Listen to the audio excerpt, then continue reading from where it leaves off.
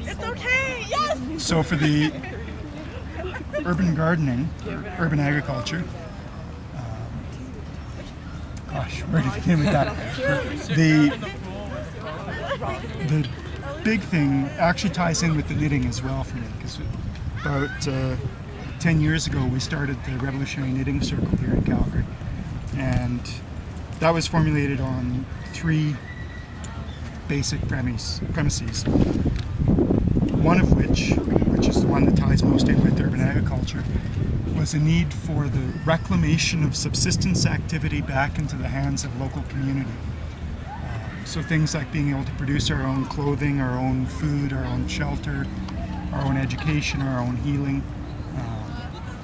water filtration, all that kind of stuff. Being able to meet our own basic needs in the community, because currently we're in a dependent position on the corporations, as they feed and clothe and shelter and heal and educate us, all in kind of crappy ways, but we're not in a position really to say no to what they impose on us, because we are in the position of dependency. It's a form of abusive relationship. Yes. So with the Revolutionary Knitting Circle, we said, we need to reclaim our capacity to take care of ourselves. It's not necessarily a rejection of trade. It's not saying we won't ever trade with anybody, but that if we do trade, it should be on a basis that is fair to everybody involved, and that is from a position where we have a choice whether we want to or not, and if we don't like the terms, that we can walk away from a trade that we don't want to engage in. But whereas now, when the corporations decide that we're going to eat genetically modified food, everyone here has probably been exposed to genetically modified food, whether it's soybeans or corn or canola or other derivative products. If you're eating fish, you've probably been exposed to factory farmed fish, all these kinds of things that if we were in a truly fair position, we'd probably say no to. Clothing, all of us probably have some clothing that was produced by child labor or other sweatshop labor, and we'd all probably prefer not. I'm hoping we'd all prefer not. So with the Knitting Circle, we decided we'd actually take the tools of production into our own hands and start trying to rebuild capacity to produce our own. I'm not that efficient at it. You can see I'm not actually wearing anything other than this bag that I knit myself. But it's rebuilding that capacity. It doesn't happen overnight. Further, it's also the symbolic thing, the symbolic reclaiming of that capacity. Things have gotten to the point where the corporations are actually taking moves to make it illegal to produce your own food, to produce your own medicines, to take care of yourself. And so this is in a way an act of resistance, both symbolic and actual. So with the urban agriculture, there is that both actual and symbolic, because with the urban agriculture that is taking place, the community gardens, the balcony gardens, the little bit of rooftop gardening that's happening in the city, the lawns being converted to food production, we're not anywhere near the point of being able to produce enough food to take care of ourselves yet. But it's building that capacity, and it's an act of symbolic resistance to the externally controlled food production. Where do I want to go to from there? I guess I could finish out explaining the Knitting Circle. The other 2 parts of the Knitting Circle, first being that local production, the second being challenging traditional social divisions. We have all these arbitrary social divisions that are constructed in society. There's men's work and women's work. There's work for old people and young people, and there's class divisions and all these kinds of arbitrary social things that aren't about anything inherent to the people involved. They're just these completely artificial constructions.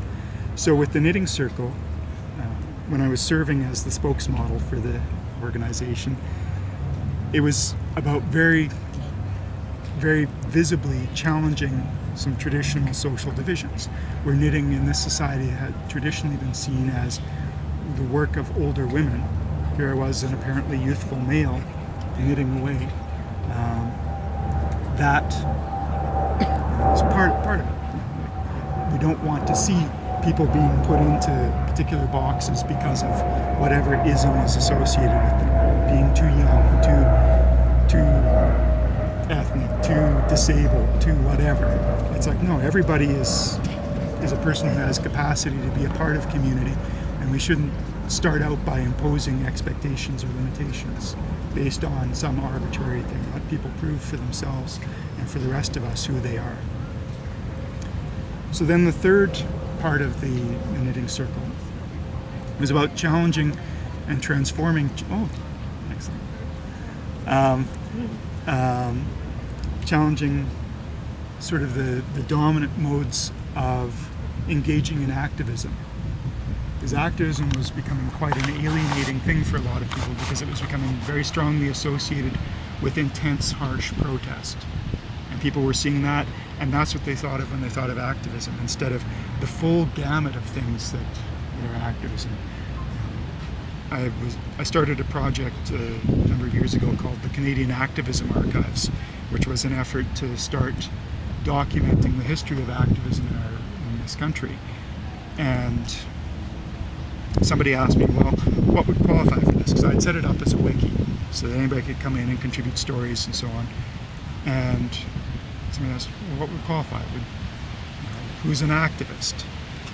And so I tried to use a very, very broad definition, and it's people who are taking action to try to make things better in their community or the world. And that leaves it pretty open. So somebody said, well, it's Canada. Was Terry Fox an activist? And yeah, he was an activist. He was trying to change people's perception and understanding, expand people's understanding of the issue of cancer, and to raise funds so that hopefully there could be something done to deal with it, to prevent the suffering that cancer was causing. So absolutely that's activism. But so is activism the person who pied the premier's face when Ralph Klein got pied. That was activism. So are the people who go out on the streets and protest. So are the people who engage in political lobbying to try to get different types of laws passed. It's a wide range of things that are activism. And so with the knitting circle, we were trying to create a different kind of space in public activism that would hopefully engage people who were otherwise not engaged. And we definitely had some success with that. I ran into somebody about 4 years ago, I think, at the pesticide-free park party over in Sunnyside. And she came up to me during the event there and talked to me about the knitting circle and how during the G8, when in 2002 the G8 meeting was held in Kananaskis, and there were lots of protests both in Kananaskis and here in Calgary, she had been quite interested in the issues, but was pretty reluctant to get involved because was seeing, things seemed really intense. The media were talking about, all these terrorist types of things going on with the activists, and it was just an insane time. And she said, then she saw the knitting circle and was like, oh, that's something I could get involved in. And we had a protest on Stephen Avenue outside of Bankers Hall. We'd called for a global knit-in, for people to protest outside the seats of corporate power. And there was one in, I can't remember if it was the Netherlands or Norway. That was the farthest away where they had a knit-in during the G8. There was one in Ottawa that was just beautiful. I got to see video of it. And they built a social safety net. They took all these knitted squares and made this giant volleyball net out of these knitted squares, and they called it the social safety net. And they did this beautiful piece of street theater where on one side they had people dressed up in suits and corporate logos and all this, and on the other side they had people wearing masks of the G8 leaders, and the volleyball was this big earth ball that they were bouncing back and forth, smashing down the social safety net. And it was just such an incredibly strong visual. It was just, it was fantastic. So anyway, we had the global knitting in front of the Bankers Hall. And she said, that's how she was able to get involved in activism here. Because the knitting was it's hard to see knitting as a threatening terrorist act, unless you're like the Gap or something. But the approachability, being able to sit on the C train knitting away and have people ask me, so what are you knitting? And I'm like, oh, I'm working on a square for a protest banner, which is actually what this is. And they'd be like, really? What's that about? What are you protesting? And all of a sudden we'd be in a discussion about issues going on, whether it's peace issues or environment or whatever. And it was in a way that the person that I was talking to initiated the conversation. They came up to me saying, what are you knitting? Or the other one I would get a lot is, I've never seen a guy knit before, what are you doing? And we'd end up in conversations about real issues. And it was just delightful. Okay, I kind of went off on a bit of a tangent there. I tend to do that, sorry. So that transformative aspect of changing the feel of a space. This is something too, like in terms of activist meetings, as I've been to far more than my share of activist meetings, and they tend to get pretty intense because people come to that with very strong feelings about issues and different ideas about what must be done and all this kind of stuff. And I've had many people comment to me about meetings where I took my knitting, and they said, that really calmed the space down a bit. Because it's hard to get really, when you're just, you got this calm, methodical rhythm going on. It's almost meditative. I so wish I had known how to knit when I was doing university. I would have been awake through so many more lectures. It helps focus the mind. And one of the things I find for myself that I really appreciate in knitting and meetings is that I feel a lot less of that internal pressure to, I've got to say something here. I've got to say something here. Because this is one of the things too, particularly when there's poor facilitation at a meeting, people just jumping in and saying stuff all the time, and you don't actually end up in a very productive conversation because people are cutting in all the time because they've got something really important to say. Well, we all have really important things to say. And the way we're going to get to them is if we respect each other's space, respect the time that we have together, and recognize that it's not just about this one moment, but that this dialogue, this conversation needs to be going on for our whole lives. And this is one of the things that I find really important and really incredibly challenging in engaging people into activism, is that the work we're doing, yes, we're in crisis. Yes, we're facing cataclysm. But there's never been a time where that's not been true. That's been true for millennia. So if we're going to get through this, we need to get through this and make the positive changes the way that they have been made, which is by generations of work. The work to end slavery, the abolition movement. The vast majority of people who worked for the abolition of slavery in Europe and North America didn't live to see the laws passed. They died with their efforts contributing, but not seeing the results. But those results happened.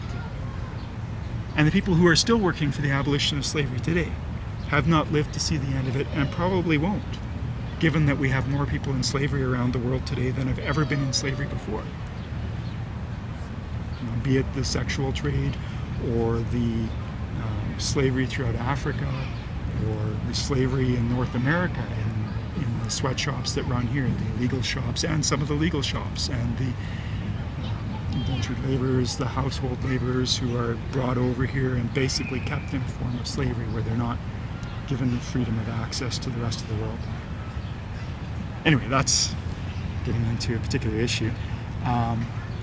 But the work to make things better is always, and to use that kind of cheesy phrase, it's a pay it forward kind of basis, where I've been engaged in activism most of my life, and I could probably count on the fingers on this hand the number of times I have seen results from the work I've been doing. there's an element of faith in it that, you know, we're doing this in the hope that eventually it will add up to something better. But there's also empirical evidence that it works, because we're sitting here in a mixed age, mixed gender, mixed ethnic background, mixed educational background, probably a mixed class background. 50 years ago, this would have been impossible here.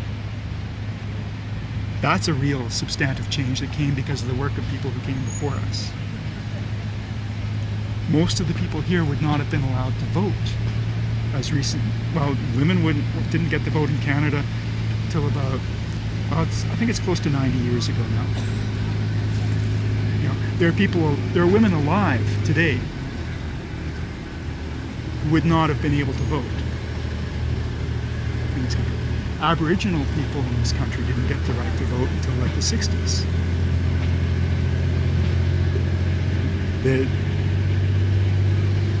We have so many things that are better because of what has come before. And the people who got us those things didn't live to see it. So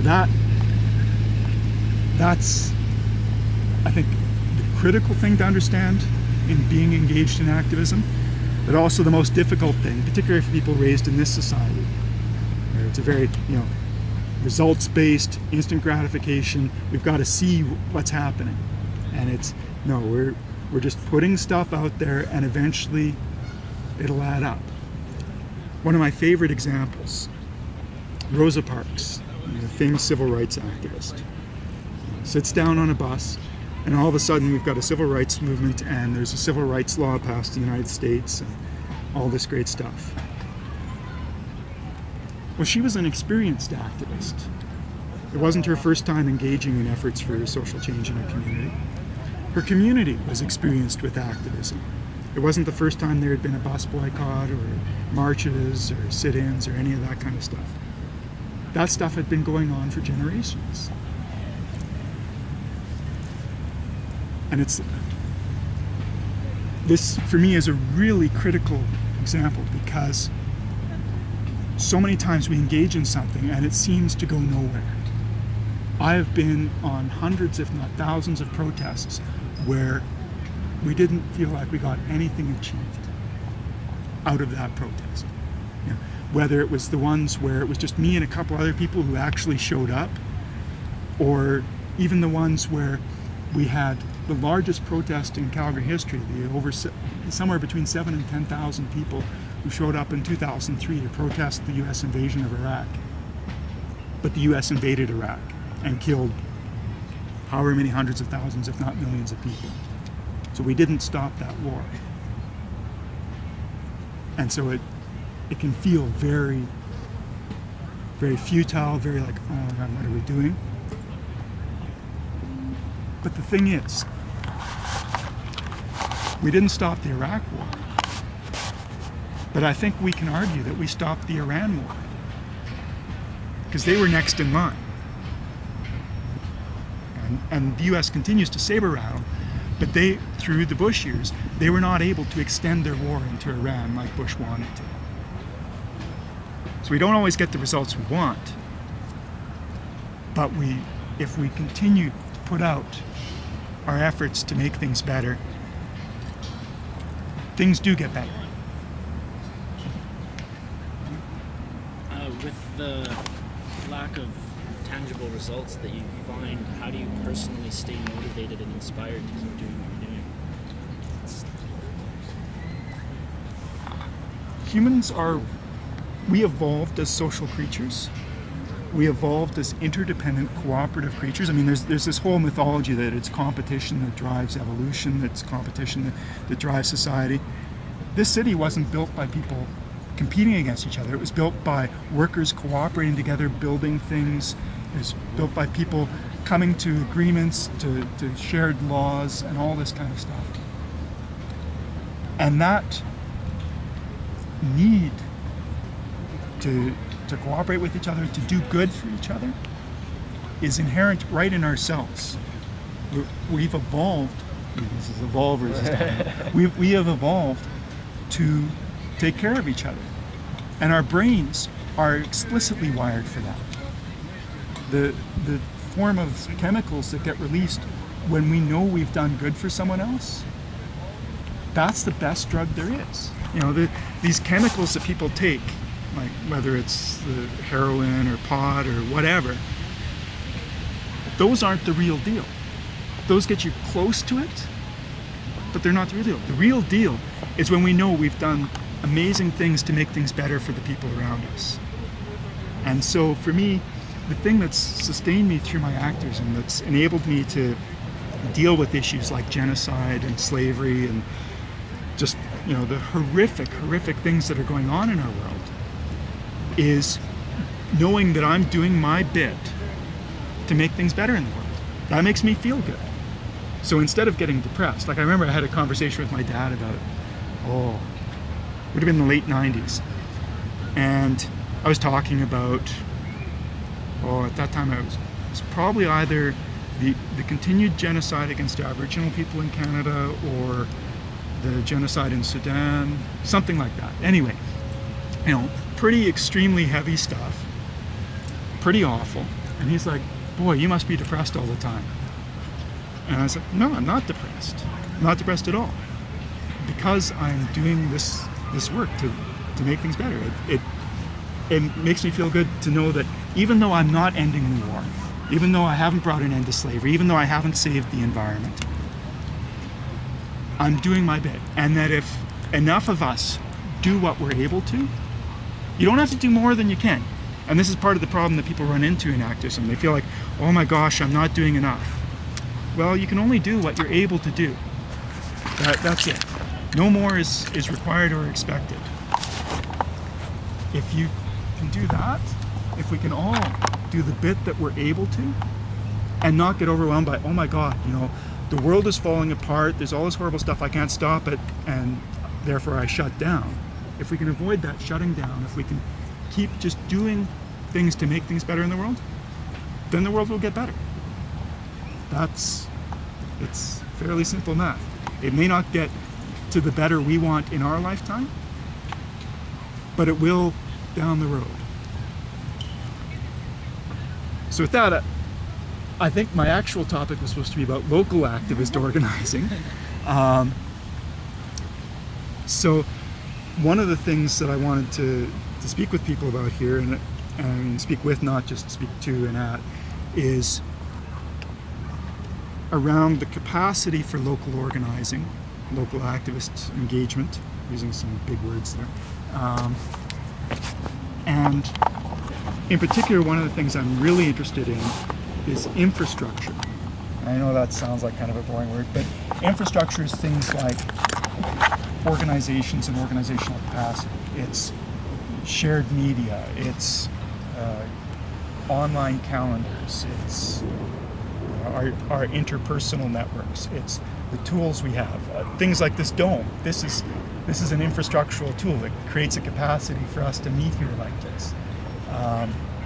So one of the questions I've been putting out to people in local activist organizing, and then I'll put it out to you here, are what are some of the tools, the pieces of infrastructure, the organizational structures that you think could make activist organizing and engagement in this city more effective and more engaging, to allow more people to participate, to get the people who are participating able to participate to a greater extent. What are some of the things that, what are some of the ideas you have for that? And it doesn't have to be a fully formed idea. I mean, that's the whole point of bringing people together, is everybody contributes a bit and eventually we get to a whole picture. But what might engage you more in activism? What might enable you to do the things you're trying to do to make the world a better place? Make it easier for you to achieve that, or make you able to achieve even more? What are some of those things? Put that out. Free physical space. Yeah, physical space is a massive one. Any other thoughts? Social networking. Facebook. Collaborative art projects. collaborative art projects? No? Time in the mountains. Pardon me? Time in the mountains. Time in the mountains. Maybe time together in the mountains to build those relationships. I think what Evolver Calgary's put together is amazing as a facilitation. I don't know if that's really considered infrastructure. Yeah, organizational infrastructure. What about it makes you think, oh, that makes things better? I love that it's a group of people, like you said, that are multi-generational backgrounds. I love that they put together this event today where there's a number of different people talking, and I was amazed. I was so excited. It makes me feel like there's so many different groups of people in Calgary who are. I think it's even just refreshing to know that there's other people that share this type of mentality and they want to see change, and they're willing to give their Sunday and many days prior to organize such a wonderful event and build this structure, which I've heard so much about. Yeah, you hit on something there that I think is one of the big challenges we face in this city. Most people wouldn't know it, but this city is a hotbed of progressive activism. There is so much going on here. The difficulties are, one, it's not visible. You know, the media covers almost none of it and so on. But two, and far more importantly, we are heavily divided. There's so many little pockets of stuff, little silos. So you'll have this peace group over here, and this feminist group over here, and this anti-poverty group over here, and this disability group over here. And we're not engaged in broader collaboration. There isn't a culture of mutual support. We are divided, and therefore we fall. So that's been one of the things I struggle with, because in the early part of this century, I was running a project called the Activist Network, which was both an online and an in-person connecting tool, not an organization, but just a tool for connecting across the wide spectrum of social justice and environmental activism in the city. And in engaging in that process, I got to see and connect with the majority of groups and individuals working in the city, and it was incredible to see just how much is going on here. You'd have no idea unless you actually, got under the surface and started connecting with a bunch of these things to see what's going on. It's just amazing. But our capacity is diminished by our disconnection, because we're not able to share resources, share skills, share experience, and support each other. So that's one of the reasons I have such a push on for broader infrastructure that engages across issues, engages across groups, and tries to connect people and build those connections. For me, that's, I think, probably the most critical thing we could be dealing with in local activism is not even so much a given issue, be it racism or war or the environment or whatever. It's our collective capacity to work together to make things better.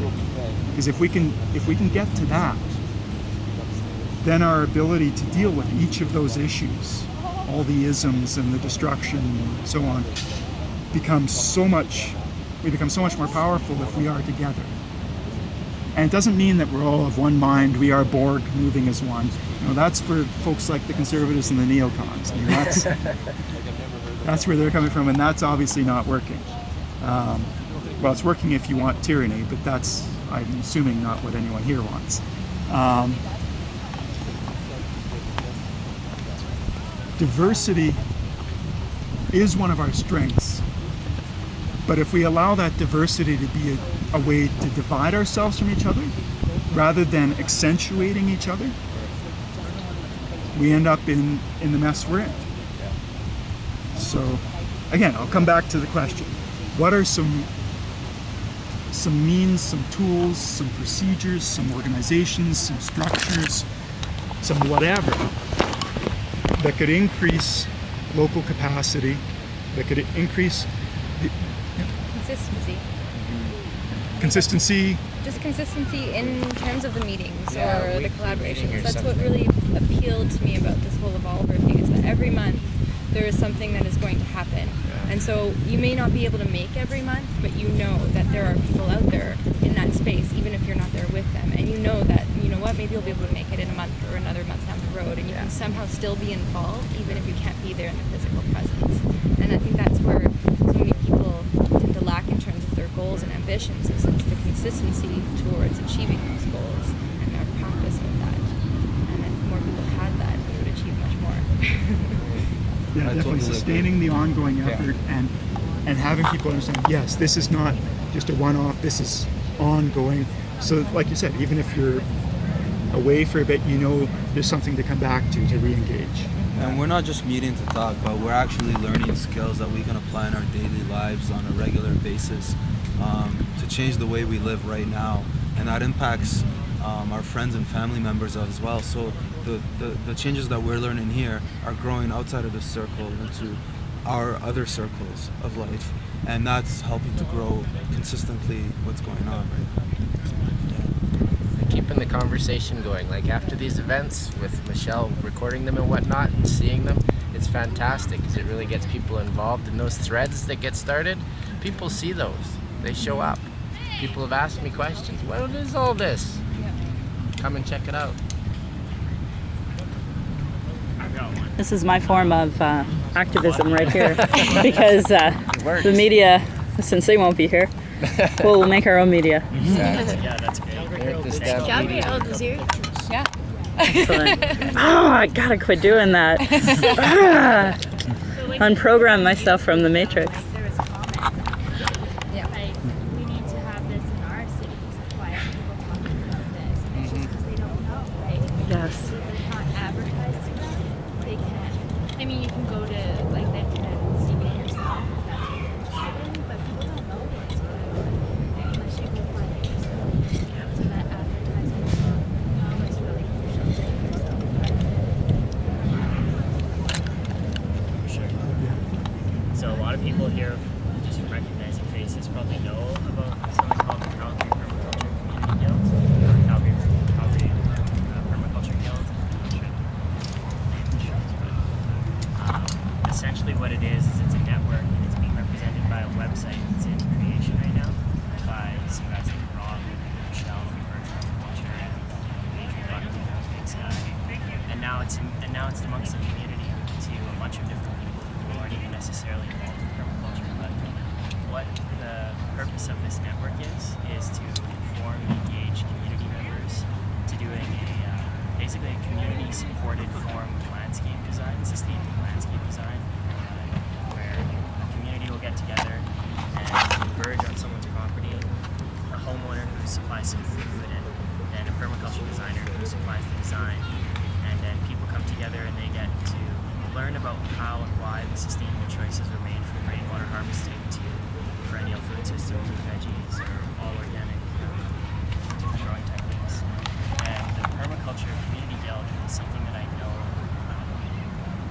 a lot of people have put hundreds and hundreds of hours into already, and it's just starting to get out there. But personally, from my times that I've attended these things called Perma Blitzes, which are facilitated by you guys know, thanks. I think it's some of the best experiences that I've got to have as being a budding permaculturist myself, and even just someone who wants to see positive change. Because if people get together, there's some really cool and creative landscaping techniques going on. A lot of hands-on skills get applied and shared, and I just find it really meaningful. Yeah, it's a fantastic approach, because with the permablitz, it's kind of like the old barn raising, except it's around redoing a space, like a yard or a whole house area or something like this, to permaculture standards. So very healthy, organic, whole system kind of stuff. And you have the skills sharing that goes in that, but you also have the community building, because it's such a fantastic way to be with people. You're building together, you're learning together, and you're transforming a space in a really positive, substantial way. And the way those can then sort of fan out from that, because once some people have done a permablitz, they can then build the skills to lead more permablitzes, and it just spreads slowly. And it's just fantastic. Yeah. So if you get a chance to participate in one, jump on it. It's just a fantastic learning opportunity and great way to Next one. build Hosting community. permablitz. Yeah. If you have a project that you wanted to basically have the community come and do, If you're totally ready to handle the design yourself and make it happen, then I think it would just be a matter of engaging the website, and that's been something that's been building. Yeah, there's a method. I think there's on the Verge permaculture Facebook group, the students and friends, or just their regular Facebook group. If you were to go on there and post with a couple of photos and a short description, and maybe get in touch personally with a couple of other people and just say, hey, I'm doing this, and this is a little bit of the scope of what's going to be involved. If people can know what they're coming into, then that's it. I think there's a lot of people that I've heard recently, because we just had one at my house yesterday, and I kept it fairly low. I'm still a new designer. I didn't want to have like 20 people. I didn't know most of the experience, but I would soon. But yeah, that would be enough. Just putting it out there on a couple of the Facebook groups and get your. You got And then pictures once from that your website's place? finished, that'll be an amazing tool for, and that will be the tool for getting about permablitzes and organizing. Yeah, there are a number of ways to tie in with urban agriculture efforts. There's landshare.ca, where basically people who have land but don't necessarily have the time to manage a full food production on it connect with people who are basically doing it as a business, and you share in the results of that. So you provide the land, they provide the labor, and you convert like this horrible weed, Kentucky bluegrass, the biggest weed problem in the city, to actual food production, and it's just fantastic. There's the various community garden efforts, and if you contact the Calgary Horticultural Society, they have a community garden subgroup or whatever that is one of the key coordinators around that. And then there's the sort of policy side of it, where there are people who are pushing City Hall to change policies and to embrace food production locally. So you can connect the Food Policy Council, you can find them online quite readily, Calgary Food Policy Council, and various others who are lobbying the city to open up various of the city-held lands, because the city is the largest landholder in the city, and provide other mechanisms for expanding the presence of urban agriculture here. There are various things that need to be changed in terms of building code and so on to increase the capacity to integrate urban agriculture into all aspects of the city. That's a whole other sector of things. Yeah, I've probably overrun the time that was intended for this. So I'll just say, if you have further thoughts on structures and tools and so on for activism in the city, please do not hesitate to get in touch. On Facebook there's Calgary Social Change, and if you connect with that, that's a tool set up to try to be sort of a very broad-based connector for social justice and environmental activism in the city. So we're having a discussion there, and you can connect with me. What else did I want to say before I wrap up here? If you're interested in the knitting, the Revolutionary Knitting Circle meets not on a consistent basis, although if somebody wants to hold a consistent Revolutionary Knitting Circle gathering, it's totally open to that. And you can find Revolutionary Knitting Circle just by Googling, or there's also a Facebook group. And as a plug, I'm gathering signatures for the establishment of the Alberta Evergreen Party. It's to be a Green Party in this province because the original Green Party of Alberta underwent a hostile takeover and was shut down a couple of years ago. So there's no Green Party in the province currently. Signing the petition, if you are eligible to vote in Alberta, you're eligible to sign the petition.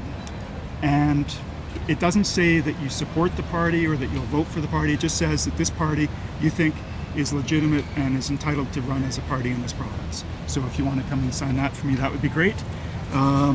And I have some leftover Stop Harper signs. For those of you who are familiar with Brigitte de Pape, one of Canada's great activist heroes now, who stood up in the Senate and held up this sign during Harper's inaugural speech as the new majority government. So basically raining on his parade at the most opportune moment. It was just beautiful. She did such a fantastic job of it. So anyway, I have a bunch of these left over from the last protest we had here, so if folks want to take those, stick in your window or whatever,